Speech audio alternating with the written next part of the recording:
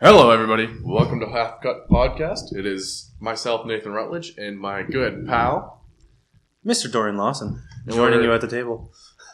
and we're here to talk to you again. Another week, and Another couple topics of conversation.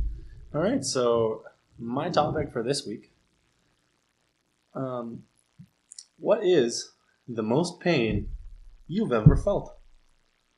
the most pain I've ever felt.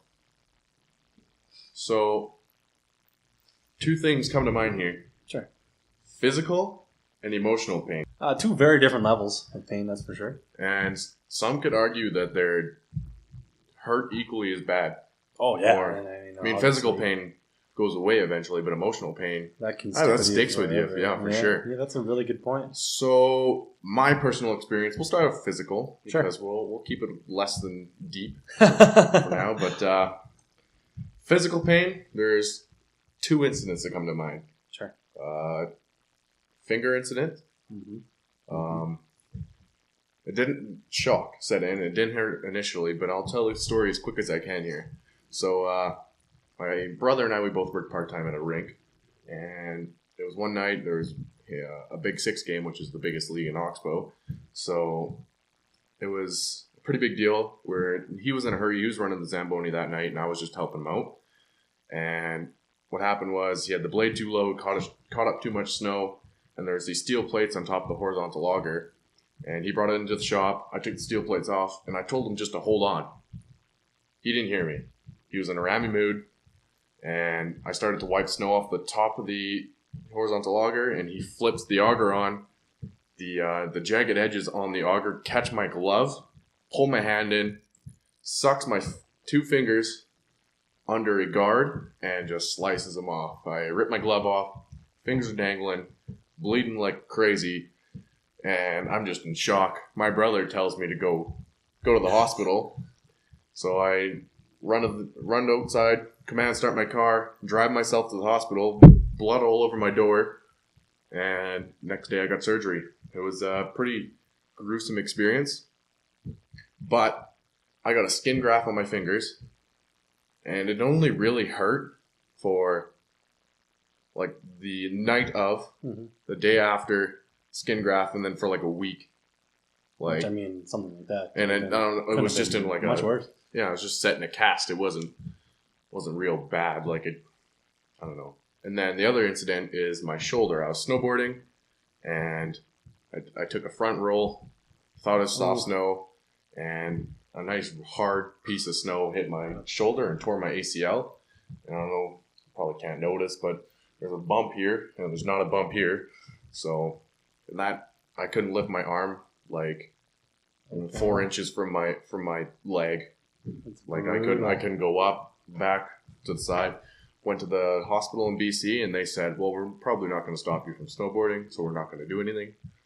So, Yikes. yeah, I took an L there. Those are a couple of tough situations. For me, pain-wise, when I think of pain that like really sucks, like for me, I've broken bones, I've done all that What crap. bones have Where you it's broken?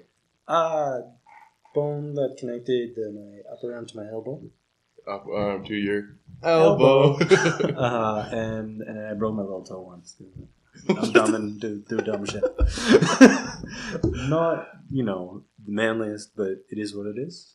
We move on. It's like that pinching pain that just, it hits and it is so sharp. I can deal with the pain real quick. It's done. Linger a little bit. It's that pain that's just, real quick. That sucks. So, flashback a few years ago. Had an infection in one of my teeth. Had to get a root canal. Root canals, if you're not familiar, basically they freeze you up, and they take all of the roots from the inside of your teeth, drill them out. Basically, kill your tooth, fill it back up again, good to go. Like it never happened. You'd think. Basically, so most the general person, couple appointments for a root canal. Me, for whatever reason, my tooth had a couple extra roots because I'm a mutant. So, first appointment goes great. A bunch of pain after. Can't really eat for like 3-4 days. It's not great. Nothing compared to what comes next. Second appointment, going in there, feeling like, yeah, it's anything like last time, we're going to be all right. So I should get in there, sit down, do all the pre-stuff. They put these like needles in, take a little picture, figure out what they got to do. Then they freeze you up. You think, this is pretty simple, root canal. They're going to make sure you're nice and frozen. They give you a bunch of needles. They give me like 4. You think, there's no problem here. Stick that drill up in there. As it turns out, wasn't frozen. just picture this for a second. Drill straight into the nerve of your tooth. I have never been in a worse situation because I just went like full on paralyzed. The amount of pain I was feeling, I couldn't move. I clenched up, I was stuck. That's the noise I was making. She's just drilling away, and she looks at me, and like my eyes are like watering. I'm clenched up to the side of the chair, making this stupid ass noise. And she goes, "Oh, are you okay?" Takes it out. I'm like, "Oh my god, don't think I'm frozen." He's like, pokes me real quick. Can you feel that? Yeah. Oh my god, I'm so sorry. And basically, like that hurt for like weeks. I couldn't eat. It just stuck there. So yeah, that was less than ideal. Really, really painful. Oh, I bet. Yeah, it's a different kind of pain from yours for sure. A little more comical, not as life implicating. But it happened, and it wasn't great. Emotional pain is a whole nother level, and I'll talk about my personal experience, but I mean, I actually haven't had a lot of personal experience because I've still got all my intermediate grandparents and like just great grandparents are the ones that are going now. It's only a matter of time, which is going to be tough, but yeah, that's tough in itself. Just kind of knowing that, yeah. Right? Yeah. But everyone dies, right? Yeah, I mean that's just the way it is. Yeah, what you got to tell yourself when you're going through that times. But the closest person that I've lost most recently is my great grandpa, and that was a couple years back now, and that was the toughest one I could think of. Yeah, just losing someone, I think, is that emotional pain. And there's depression, and then there's mental illness of sorts, but I don't think I'm going through any of that, so that's good. Yeah. The more you can avoid that, the better. What about yourself? Emotional pain? I mean, yeah, it's kind of like you said. Like, I haven't lost anybody too terribly close to them, like grandparent here and there, but nobody that I really like knew and saw all the time. I hadn't seen them since I was like a little kid, so it wasn't really the same. It still hit, but it wasn't. Yeah, it wasn't the same. So basically, for me, the most I've ever really went through was just kind of like really stressful times. I have troubles coping with that personally, and just kind of seeing what it does to yourself and how you interact with the people around you. That was the hardest part, and just kind of learning how to cope with it and figure out how to get to the next step. Like that can hurt in itself. Yeah, it's huge. A big like, I don't know, for me anyway, it was, I'm not going to get much into it, but it was just a lot of stuff happening. And it wasn't easy, but got through it, and I think it makes you a stronger person on the other side. For sure. So grass is greener on the other side. Exactly. Yeah, it's almost one of those things you need to experience. As much as it's horrible, and I don't wish that on anybody. Yeah. It's for a person to really become who they're going to be. You have to overcome some adversity, and that's just the way it is. If you overcome it, it makes you a stronger and better person on the way out, hopefully. Yeah. Like, sometimes it's not always the case. It's not just a one-way street here, but I mean, I could say that for myself too. There's been stressful times. Yeah. You just live and you learn, right? Yeah. That's the most important part. Is just figuring it out and realizing you're there, and then just make a plan on how to get through it. This has not become emotional pain. It's become advice now. Need help with your dog? We're here. Oh yeah. We lost our dog last year, I guess. Yeah, that's another one. Right? Yeah. That's really tough on people. Oh, and he was like, I named that dog when he was born in our house. Exactly. And he lived, however many years he lived, it was probably 12. 12 years in our house, and he was a good little For that fat 12 chihuahua. years, he's like a medium part of your family. Oh yeah, for sure. Like he was considered a family member. We got Christmas presents every year. He was our little dude. Yeah, so it's tough, and yeah, everybody has different levels of it.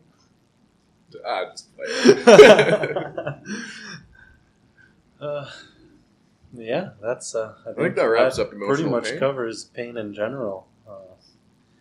Pain happens, and we feel it, and we persevere. Ow! Example 1.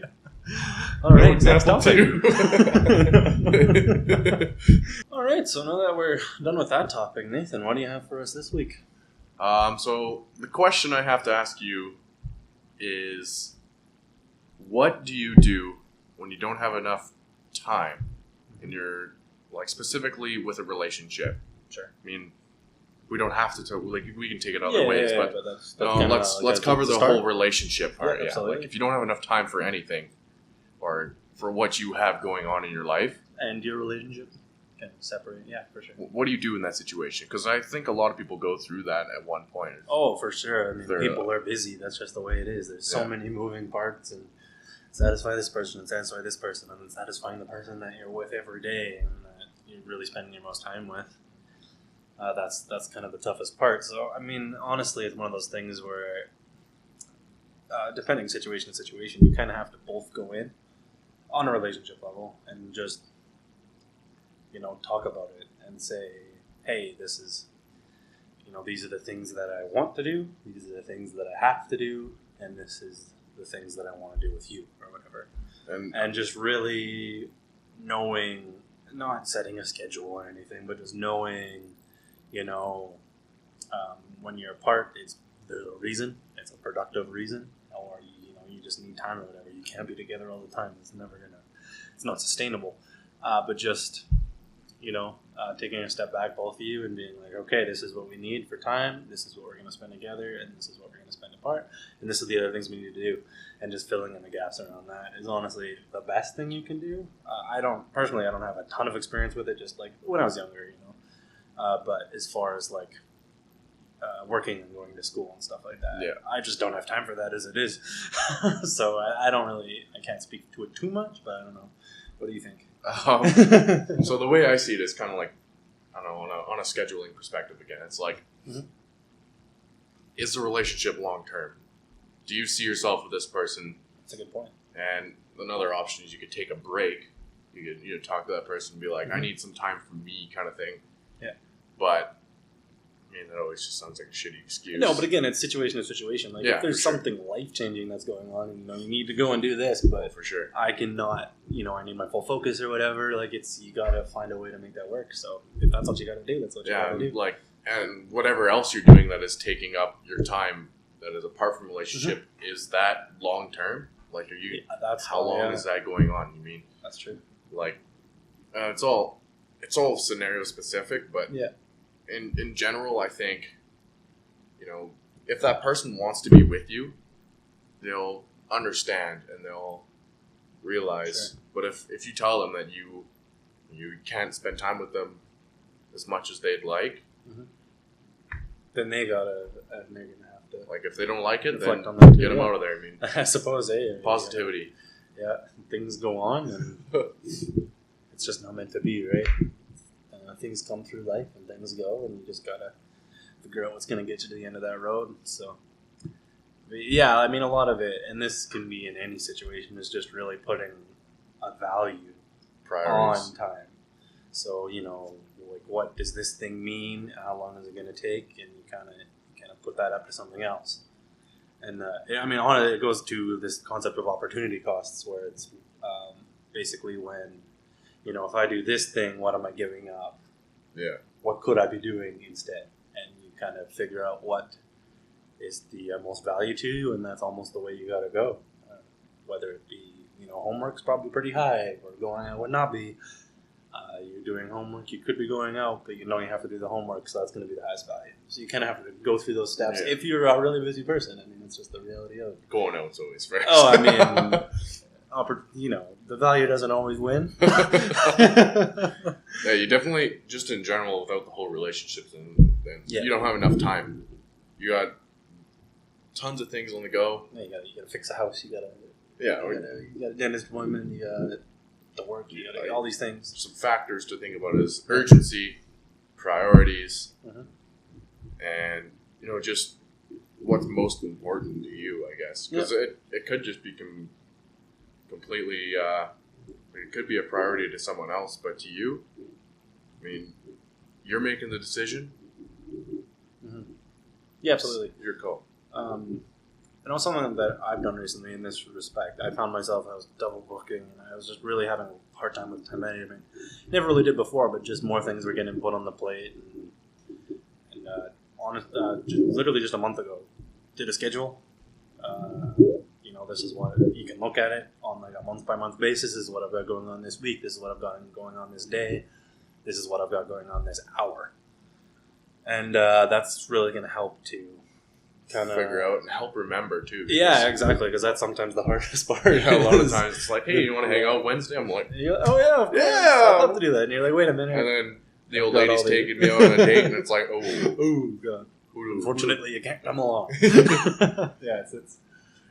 So I think that's just helpful in the sense of really just keeping things straight. And then, again, it really helps you to put value on things because you got this one time slot, but you got 3 things that can go there. To really visualize it and put it on paper is when you really decide what you're going to do, and you just have to have the discipline to stick to it. That's the biggest part. Yeah. I still struggle with, and I think we all do at times. Yeah. It's just kind of getting to the next step, but that's part of growing up, honestly. Part of learning. Yeah. I'm pretty thankful because my girlfriend she gets a nice big calendar, and then she's got color coded like this is Nathan's things, this is Michaela's things, and then this is both. This is both, and then it's like blue is both. So like if we're both going, both going to Dorian's house, then it's in blue. And then if I went snowboarding or something, it's in red. And she even if it's already done, she leaves it on the calendar. I don't know if she takes pictures at the end of the month just for memories of what we all did. Yeah.